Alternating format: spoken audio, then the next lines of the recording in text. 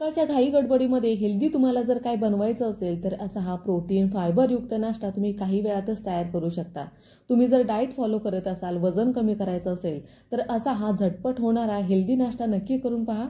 बनवायलाही सोपा आहे, शिवाय चवीलाही अप्रतिम लागतो। चला तर मग अजिबात वेळ न घालवता पटकन रेसिपीला सुरुवात करूया। तर मी इथे 100 ग्रॅम प्रमाणात हे बेसन घेतलेलं आहे।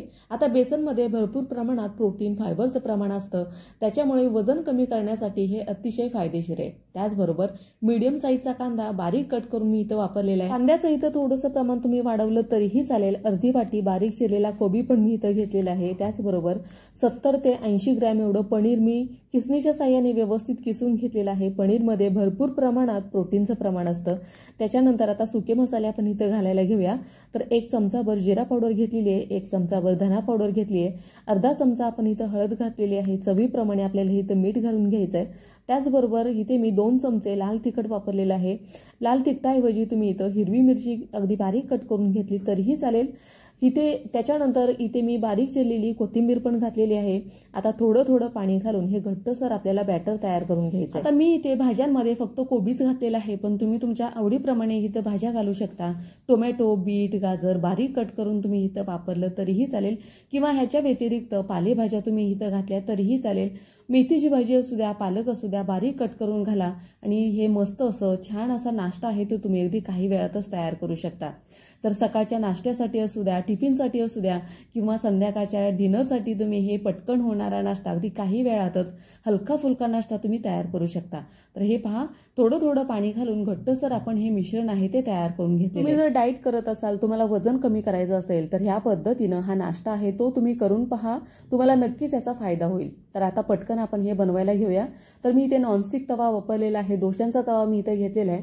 याला व्यवस्थित तेल लावून घेतलं आणि हे एक्स्ट्राचं तेल आहे ते आपल्याला व्यवस्थित टिश्यूच्या साहाय्याने मी हे पुसून घेतलेलं आहे, कारण जास्त तेलावरती पण हे व्यवस्थित आपल्याला पसरवता येणार नाही।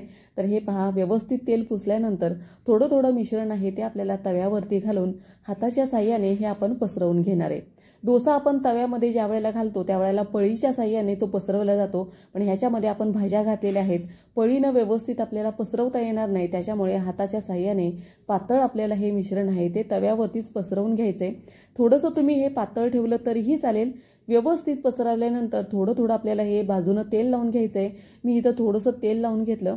तेलाऐवजी तुम्ही इथं बटरचा, तुपाचा वापर केला तरीही चालेल। बाजूनी व्यवस्थित शेकल्यानंतर दुसऱ्या बाजूनी पण आपल्याला खरपूस असा हा भाजून घ्यायचा आहे। तर हा थोडासा भाजायला थोडासा जास्त वेळ लागतो, तर मीडियम आचेवरती हा 1 ते 2 मिनिटं छान असा खरपूस भाजून घ्यायचा।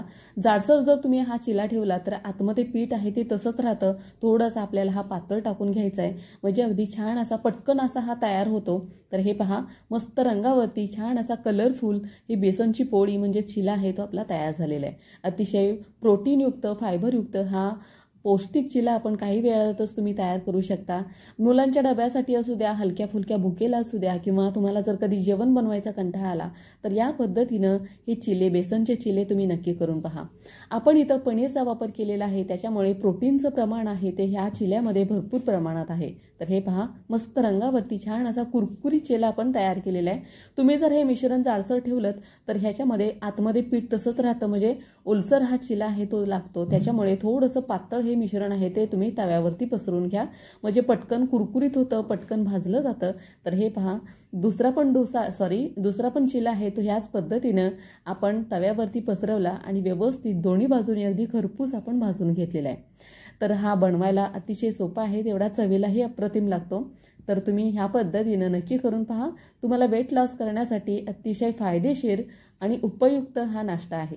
चला तर मग तुम्हाला ही रेसिपी कशी वाटली मला कमेंट करून नक्की सांगा।